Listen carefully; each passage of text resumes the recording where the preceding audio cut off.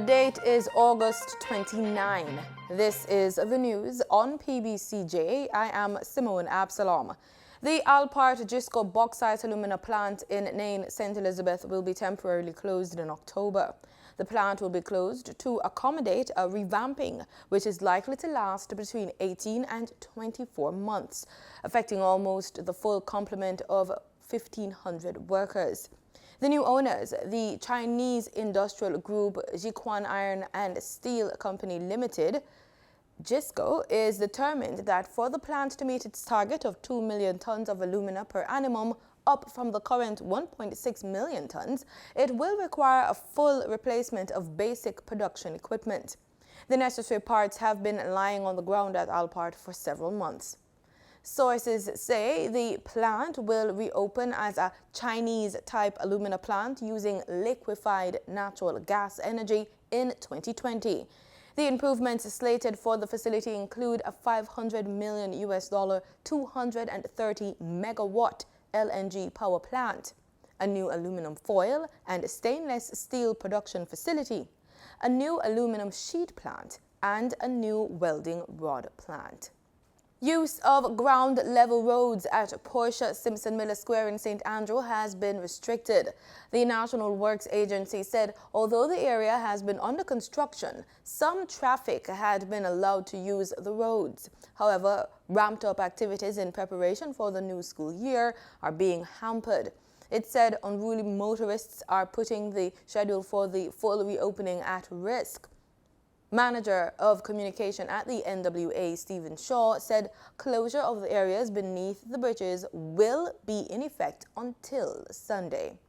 Traffic offenders are being warned that their days of harboring outstanding traffic tickets are numbered. Justice Minister Delroy Chuck, speaking in Manchester on Wednesday, stated that the authorities are now ready to issue thousands of warrants for motorists with outstanding tickets. Therefore, such motorists should move quickly to have their matters resolved. Mr. Chuck alluded to the practice of people buying licenses, noting that it appears many drivers who end up becoming traffic violators do not know the road rules. Mr. Chuck's comments came in the wake of Tuesday's reassignment of Assistant Commissioner of Police Gary Welsh from the Public Safety and Traffic Enforcement Branch after he announced controversial tough measures to deal with law-breaking motorists. ACP Welsh had announced that effective September 1, motorists who breach the Road Traffic Act would be taken to a customer service center for processing. In addition, he suggested that some ticketable offenses would be prosecuted by an arrest instead of a summons to appear in court.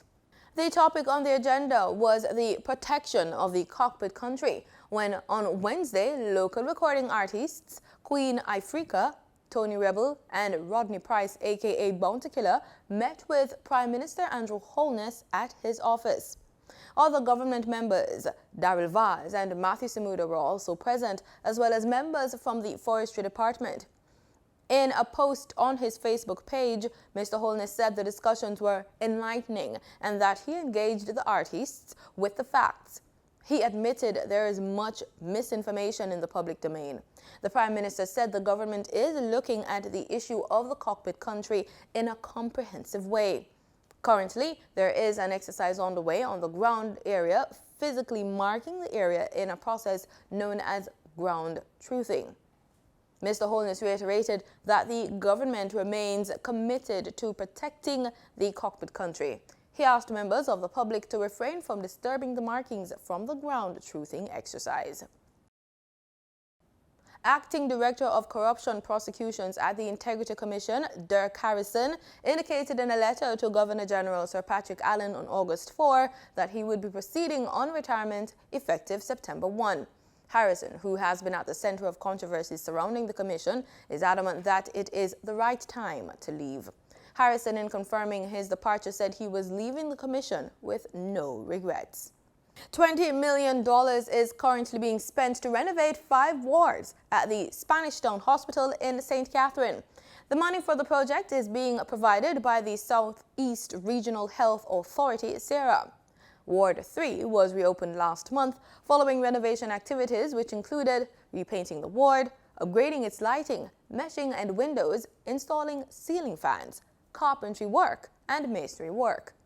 Chief Executive Officer of Spanish Town Hospital, Dwayne Francis, says similar work will be done on wards 2, 4, 5, and 6 with the money. And the board of Edna Manley College of Visual and Performing Arts is scheduled to meet Friday with disgruntled staff following yesterday's protest at the institution. Staff and students have been dissatisfied with how the board of the institution has been handling the recent allegations of sexual harassment.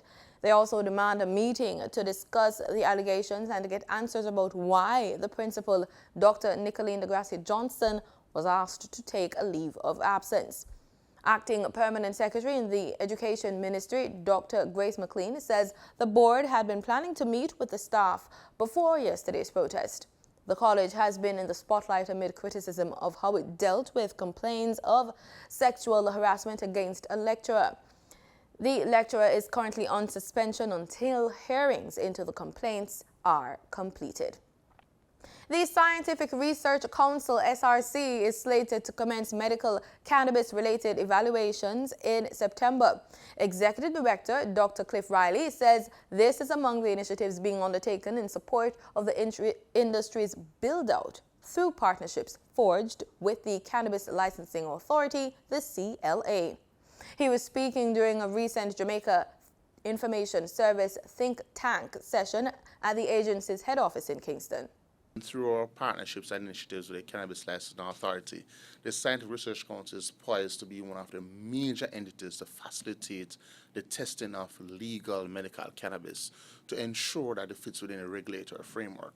So we have invested heavily in advanced instrumentation using mass spectrometry to ensure that we have reliable methods to test, to evaluate, and to provide credible information to our licensees as well as a regulatory body to ensure that the public safety is in fact protected. Dr. Riley indicated that the SRC also has the capabilities to test the entire spectrum of the taste profiles and aroma of cannabis, which have been linked to the treatment of cancer in a recent university study. For the first time, Jamaica will have the capacity to analyze the sugar, salt, and fat content of food products.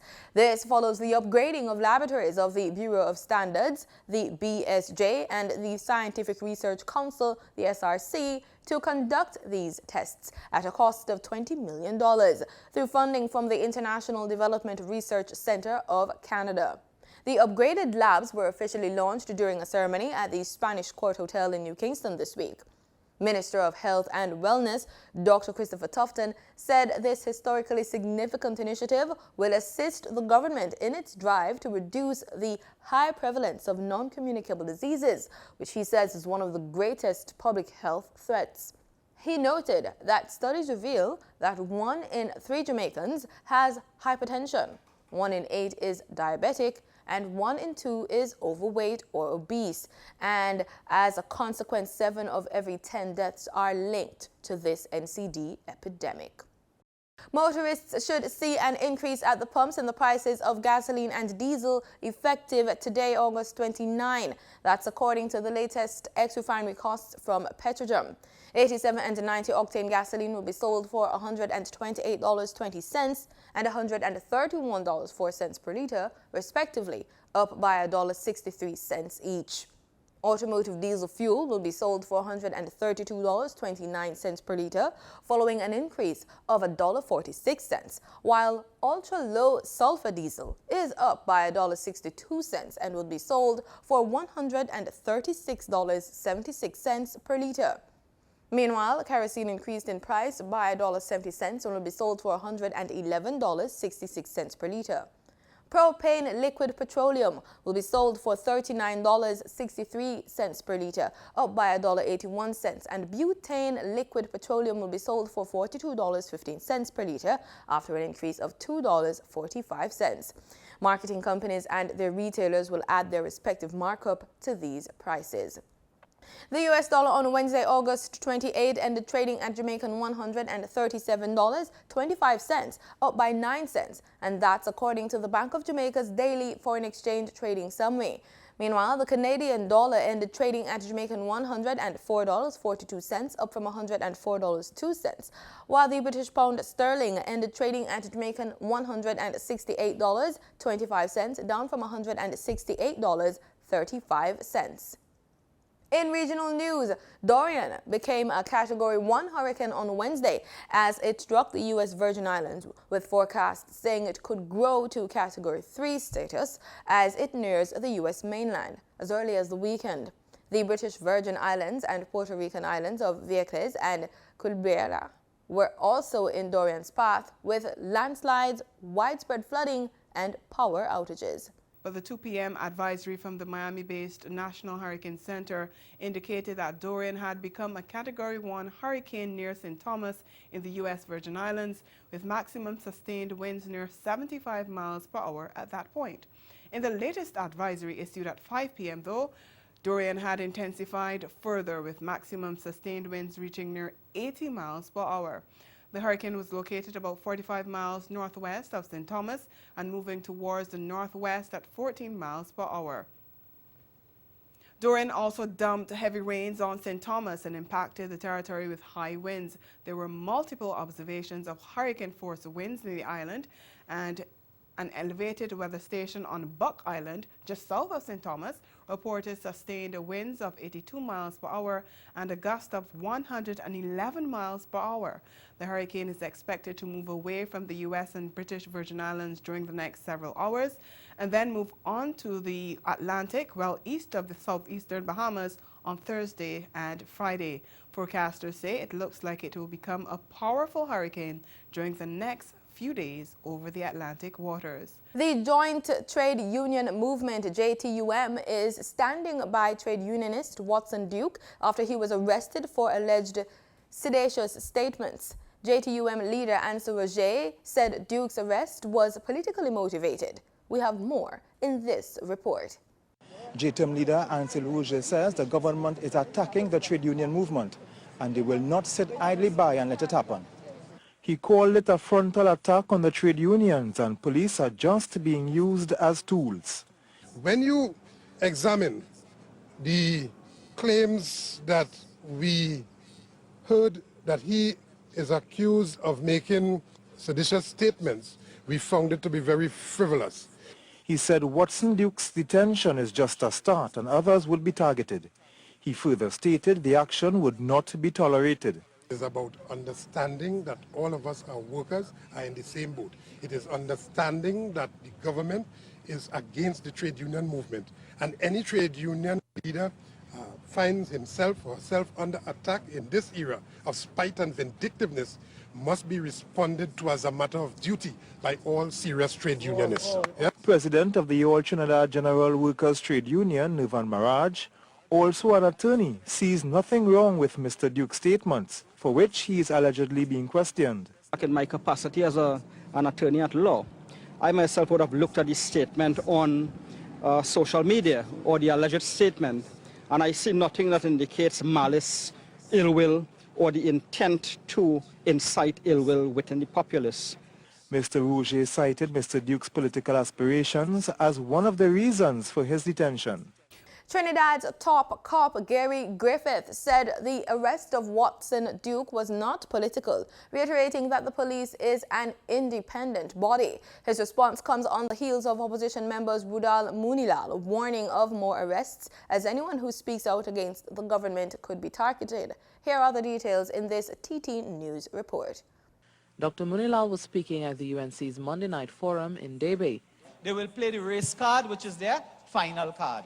And as a totalitarian government, I warn you, watch for arrests of religious leaders, political opponents. As I speak to you now, trade union leader and minority leader in the Tobago House of Assembly, Watson Duke is being questioned by the police. Today, tomorrow, he could be charged for making statements.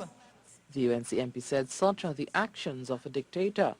Persons who make statements against this government now face persecution on charges of sedition and treason and all that type of thing. That is the work of dictatorship.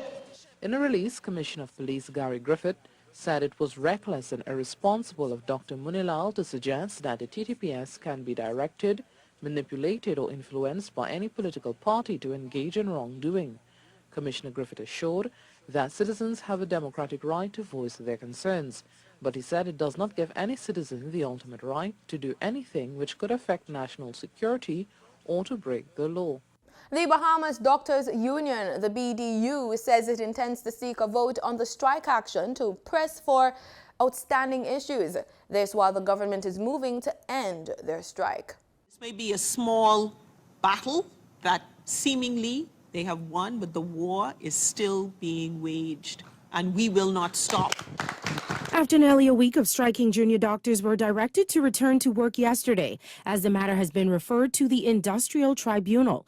At a press conference today, Bahamas Doctors Union President Dr. Melisande Bassett said the union will call for strike votes for other matters that have yet to be addressed. Strike vote on these one-year contracts that you're trying to impose on us illegally. You have no right to do that. Why do you want to relegate us to a 52-weeker?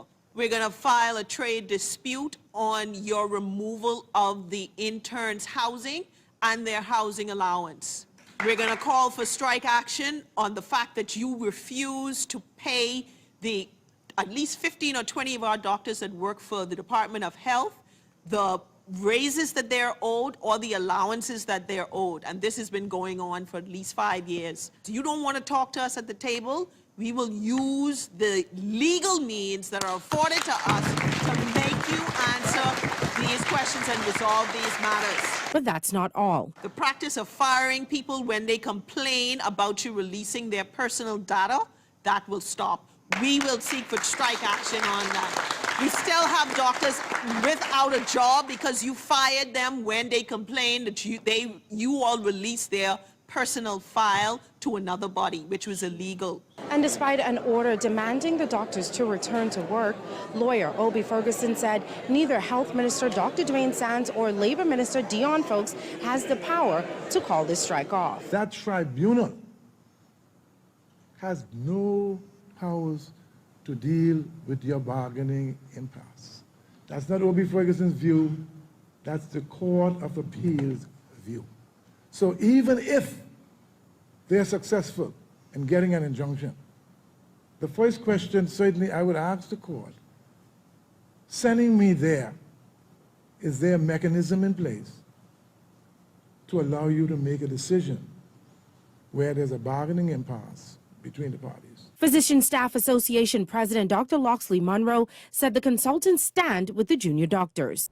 In sports, Boldon, coach of teenage Jamaican sprint phenomenon Brianna Williams, is confident that his athlete will beat the charges against her as they continue preparation for the International Association of Athletics Federation's World Championships in Doha, Qatar next month.